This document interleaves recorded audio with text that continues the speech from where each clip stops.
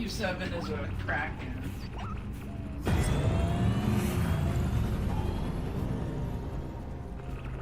Oh good, a drop site. H7 is the Loch Ness monster. That's fine. I gotta keep, we keep the motherfucking thing on us, you know? Bye bye.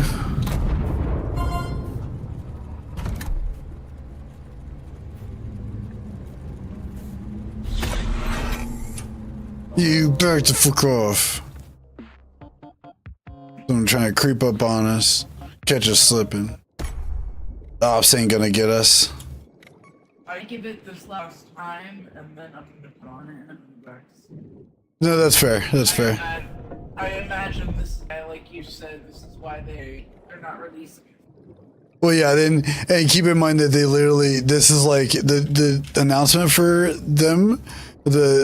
All of the announcement literally happened earlier today, and the only reason I know about this is because of the Discord. Because they said in Discord if people wanted to try out the beta. The light stealer, okay.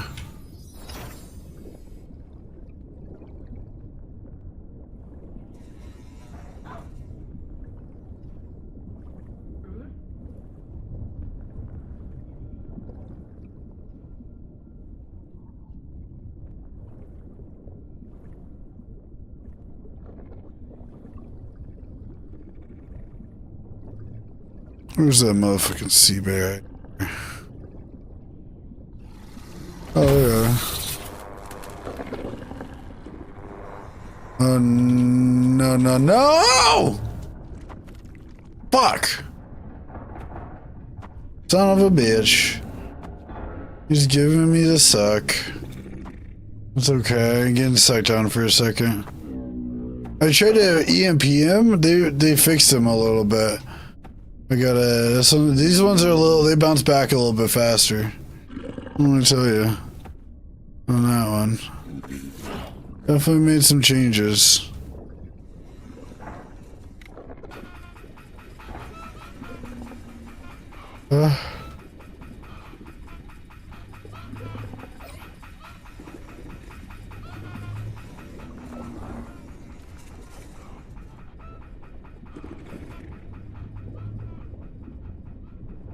Need to find... There's another one? Careful, there's a sea bear around here trying to suck on us. He's trying to lick. Ah, no, he got me! Ah, I'm dead. I'm above you. Please come punch it. Please. Yeah, it's gonna give me the deadly suck. No, tell him I enjoy it.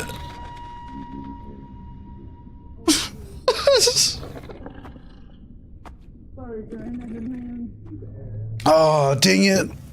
Oh, I crashed. Okay, well, let's give it a go tomorrow.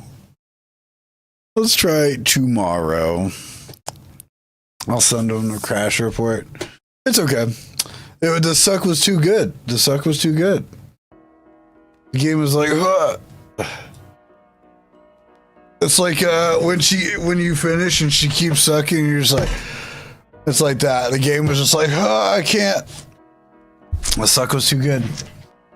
We gave it the old college try 3 times. You're right.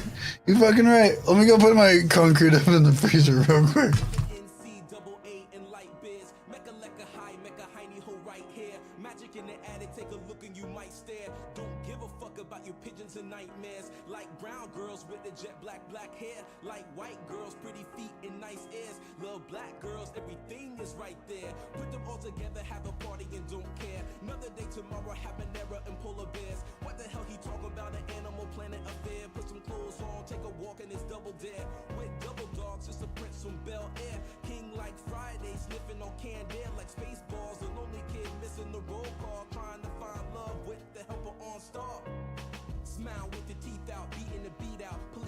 Checkpoints, girl, we gotta reroute. Yes, it is a man's world, kicking your feet out like James so brown. Say it loud and so proud. Can I see everything sights? Stupid theories are really ragged star. Did it for the one sitting in the bars and a dream of dreams, showing us all of the gods make love to it.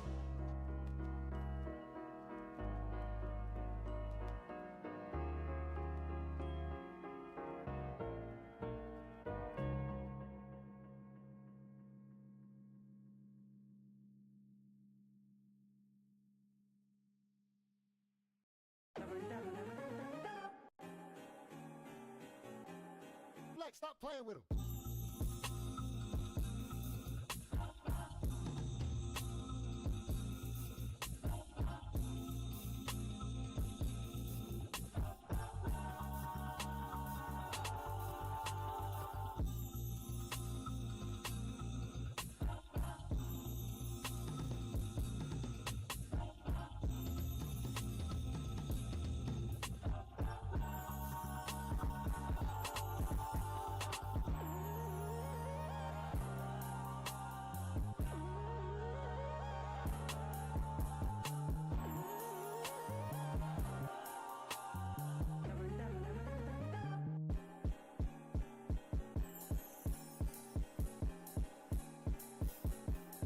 Black, stop playing with him.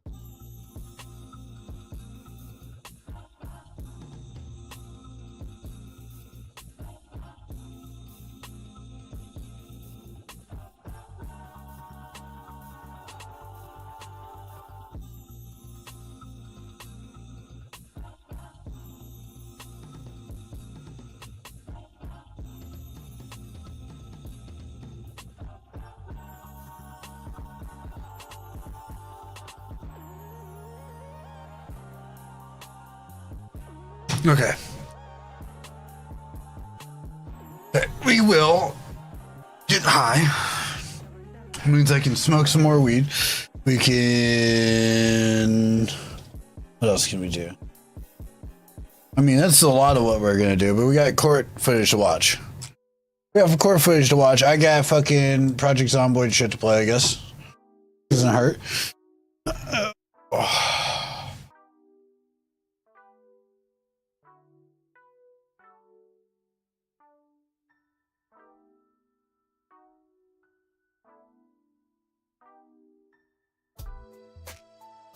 You consider this is not a final release build and you may experience bugs.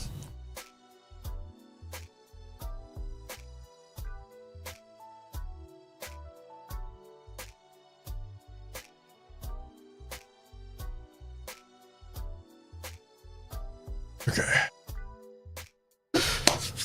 Let me cash out this bowl. Nope.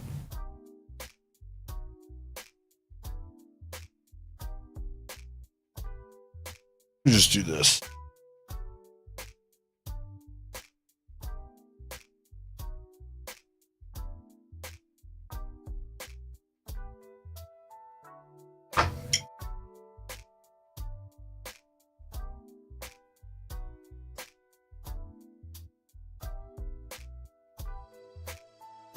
Yeah, take a second too.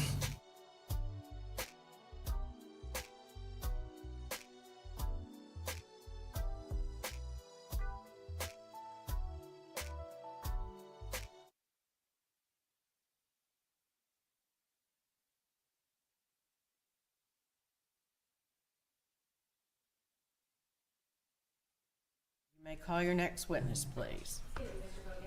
All right. Mr. Focus, you may call your next witness, please.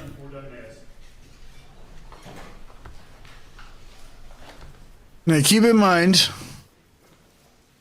we watched a lot of 911 dispatcher, officers.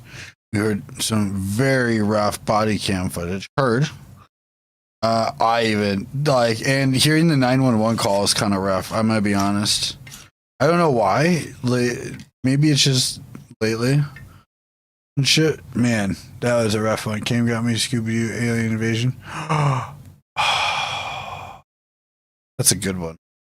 It's actually one of my faves.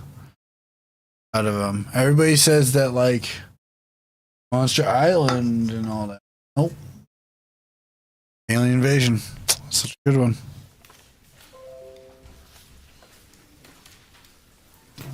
Right?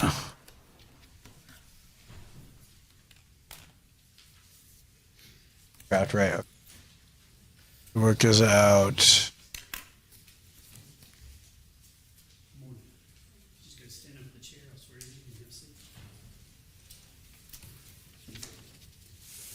Do you mind raising your right hand? Do you solemnly swear from the evidence you're about to present in this matter shall be the truth, the whole truth, and nothing but the truth, so help you God? I do. Go ahead and have a seat. Make yourself comfortable. Just trying to figure out how many people are gonna play Zomboid. Carolyn Ordonez, C-A. Wait, you know what? I don't know if I have a love for aliens. I think it's my appreciation for them now. R-A-L. Like Mars Attacks is where I really fell in love with the aliens when I was young, when it was like, or Mars Attacks first came out. Y-N-O-R. Which is a Tim Burton movie. I didn't know that. Z. Did you know that? Ordonez, where do you work and what do you do? I am employed with the Georgia Bureau of Investigation in the Division of Forensic Sciences, also known as the State Crime Lab or the GBI Crime Lab. How long have you been doing that? About 7.5 years. What's your educational background? I have earned a Bachelor of Science in Forensic Science and a minor in Chemistry from the University It's of okay. Central Florida. Since being employed by the GBI, I have completed Which is Ghost, yeah, which is Ghost to be a second. Training Academy. Cyber Chase? I don't know if I've seen Cyber Chase. Processing and latent print examination. And I get it. Hurts. You're okay. I'm doing this so that I'm like, I have something going on in the background. Training housed at the GBI Crime Lab. All of this training took about 3 years to complete, and since then I have been partaking in continuous education with different courses and classes throughout the years. You mainly deal with fingerprints, is that? Yes, I am a latent print examiner. I can turn you down. Thank you, Judge. I apologize. If you would, just kind of tell the jury what you have to do, what type of training. We've heard about some of your training, but kind of just in layman terms, tell us what type of training you have and how do you identify? Okay, so are we doing a Scooby Doo movie night, or we're like everybody's bringing, or like a movie day? Are we doing this on a Sunday so that Bump can join us? Because Bump loves Scooby Doo too, but more than I do.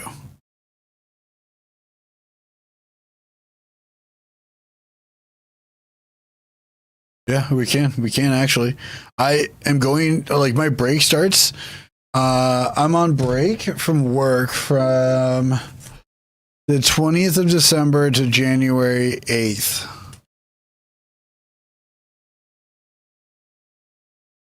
So I got like 2 weeks. Let me see what Bump is doing. We can watch The Fifth Element. Why what? Why am I on break for that long? Or why do we have to wait that long? We don't have to wait that long. I'm gonna have the most time to do like a bunch of shit. Yeah, it's literally Christmas break. Break, yep. Yep. Fingerprints. So I'm gonna fill the time with playing Project Zomboid, streaming a bunch, and watching horror movies. Streaming during the day, and watching horror movies in Discord at night. With fingerprints, at the GBI we do provide in-house training, so I did have external and internal training on fingerprints, which took about 3 years to complete. But as I'm working on projects at night, staying up late, and latent print examination. being So that includes processing reckless. physical evidence for the presence of latent prints, as well as Throwing everything to the wind. on those items. You know? I also will Cheers. be trained in taking known and post-mortem impressions, as well as comparing any latent prints. So that's unknown origin. I'm smoking more. Who they belong to.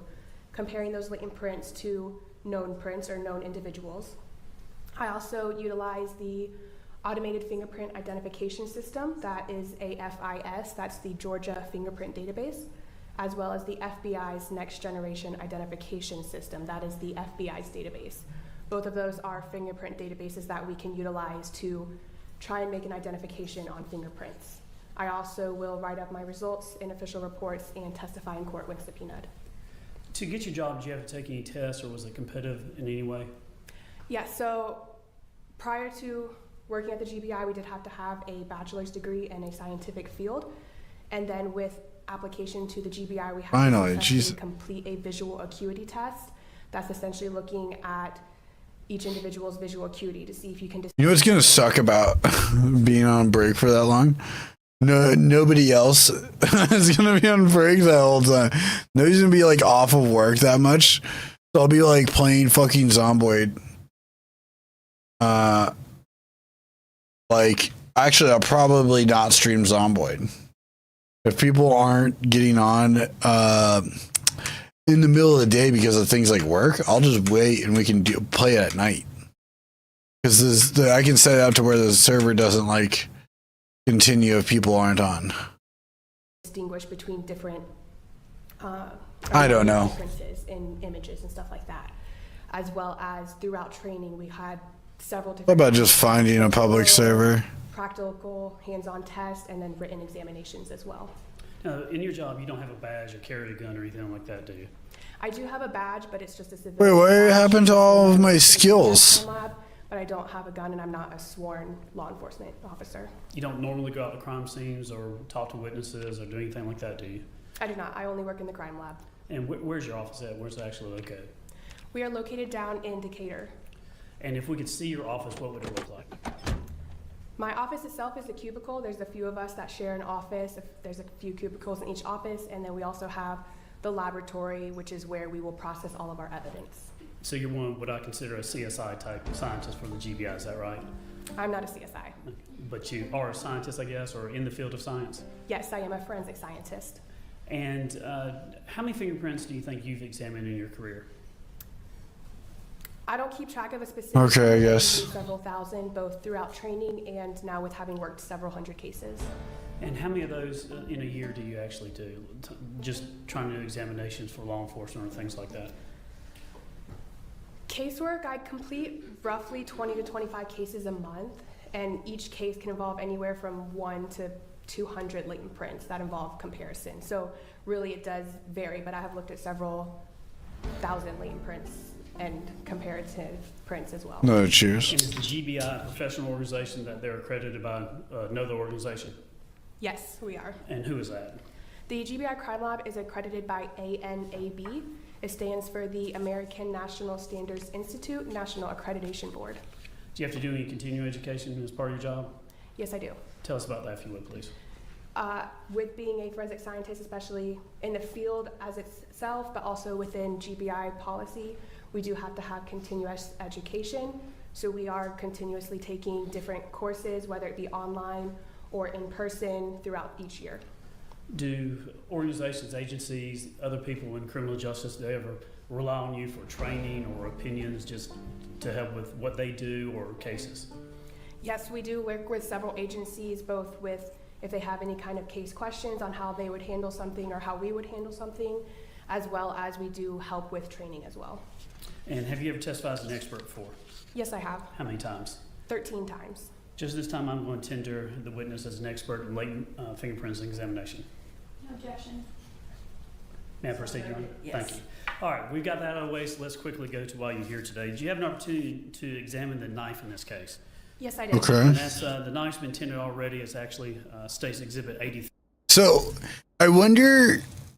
So what I'm trying to figure out with this case is like, because the opening statements for this have really kind of thrown me through a bit of a loop, and the fact of like, what was her intentions behind killing her baby and then herself? Because I'll be honest, I don't give a fuck about the mental state. I'm gonna be 100% frank. Francine, dare I say. Like, because it doesn't really matter. At the end of the day, we have a dead baby. We don't, like, we have, there's so much in question. In the air. I'm going to show you, just kind of hold the box up and open it. This is the knife in the case. And if you can, the only thing I want to do is, I believe, there it is. What is that number there? I'm pointing to in the box of this knife. It is the GBI Crime Lab case number. And what is the number that's on the stick at your box? It is the GBI Crime Lab case number specifically. Is that the same one you report? Oh, I know why. Tell the jury what the DOFS case number is and how we track All the skills and shit were like In that. this case, the DOFS case number is 2020-1031455. And in our laboratory, each case is given a GBI Crime Lab case number. And each item that is submitted in that crime lab has a specific item number. So in this case, the knife was item 10.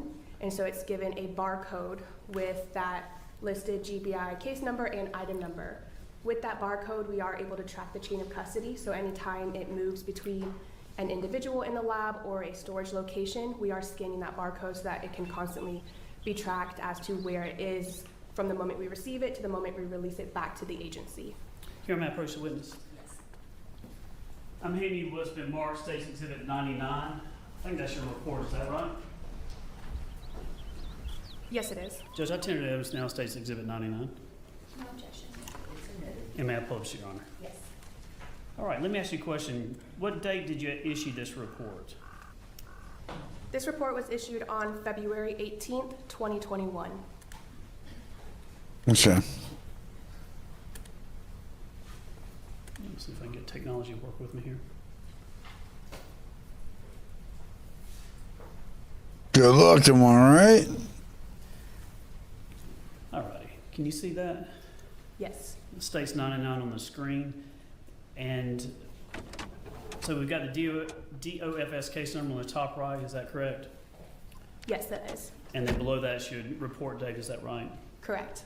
And then it's, what is the requested service? The requested service was LP processing, so that's latent print processing on the item submitted. And then it was requested by the Canton Police Department. That's correct. And then we have agency requested by, then subjects and victim under the case individuals. That's correct. And what date did you receive the knife in this case? The evidence was submitted to the GBI Crime Lab on December 11th, 2020. That is not the date that I specifically received it. That's the date that it was submitted to the GBI Crime Lab for testing. And then we have your expert opinion in this case is what? Based on latent print processing of this item, I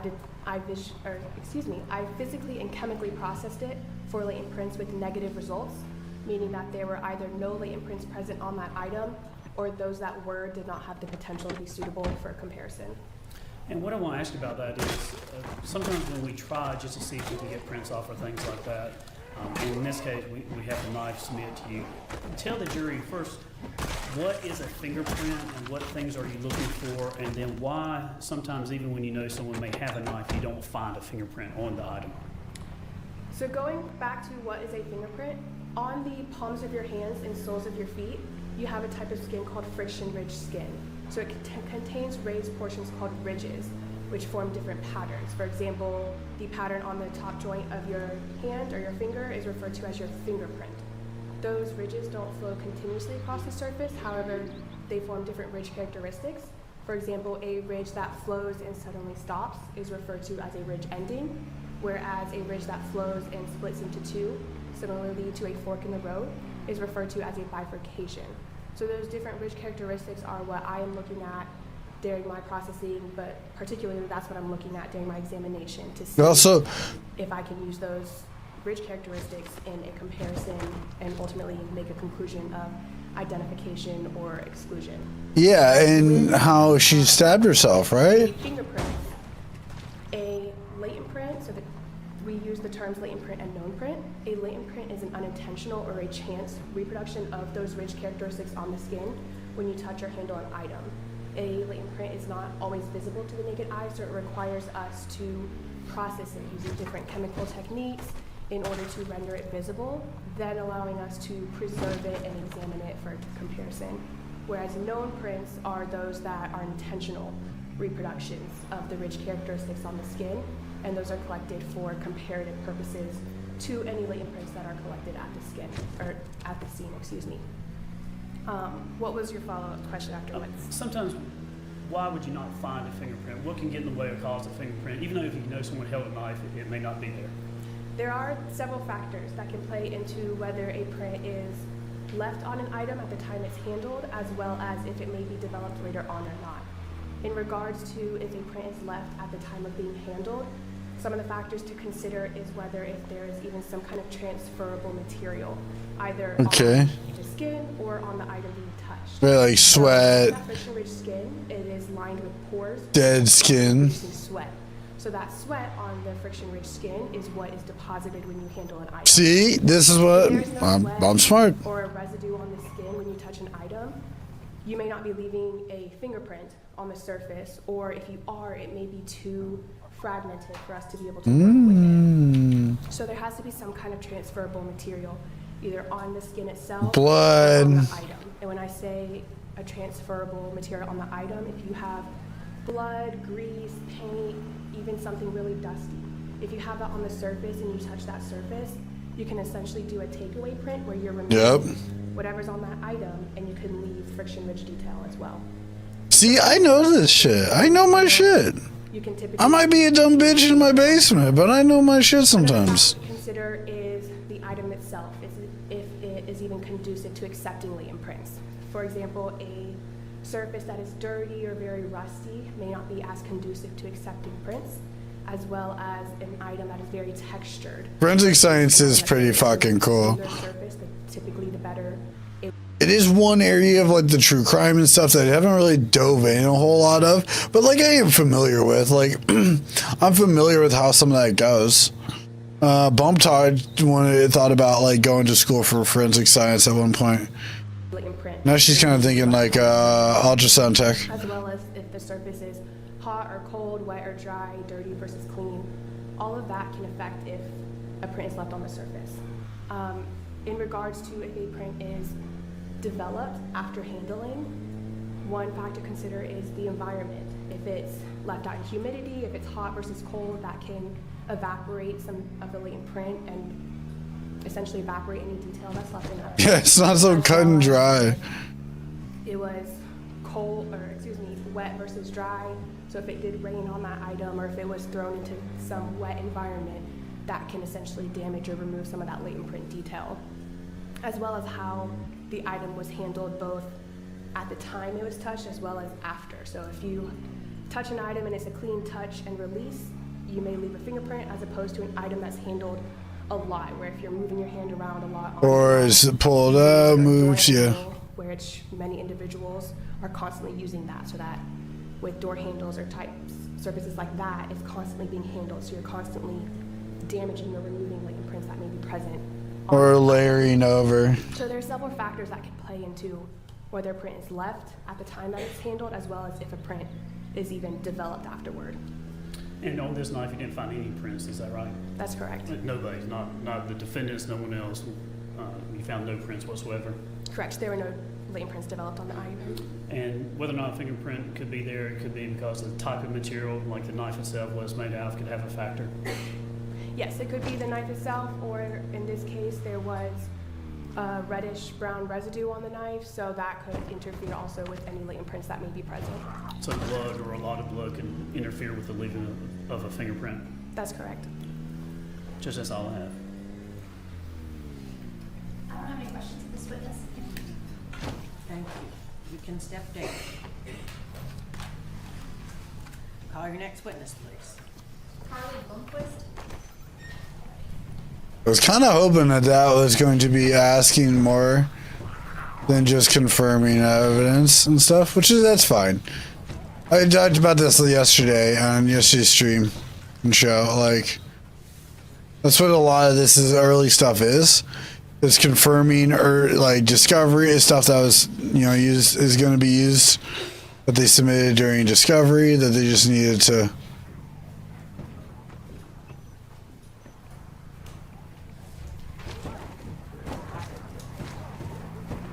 But they had to like confirm and like verify and validate and stuff. Do you solemnly swear or affirm the testimony you shall give will be the truth, the whole truth? I think this is. You can have a seat. Can you state your name and spell it? Psychiatrist. Carly Blomquist, Carliblomquist. Do Do we want her to adjust her microphone down a little bit? Can you just pull that down just a smidge? Yeah. Is that better? Yes. Can you tell me how you're employed? Yeah, I'm an emergency room physician at Northside Cherokee Hospital. All right. And can you tell the jury a little bit about your educational background and training? Yeah, I went to undergrad, pre-med at Emory University, graduated in 2005, and then I went to medical school at Medical College of Georgia, graduated in 2010, and then I went back to residency where I trained based out of Emory University at 5 different hospital sites, including Grady primarily. And then after that, so I finished that in 2013, and I've been a practicing ER physician since then at Northside Cherokee, so for a little over 10 years. Okay. And in your practice as an emergency room physician, what does that mean? So a lot of things.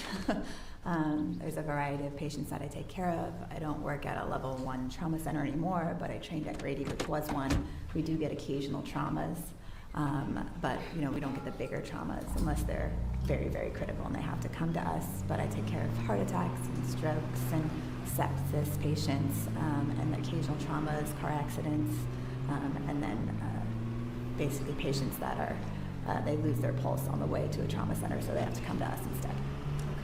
Okay. And you say on their way to a trauma center. Northside Cherokee ER is not a trauma center? It's not. Okay. And does that influence what types of patients are brought to you in like an emergency setting? Yes. So if there is a serious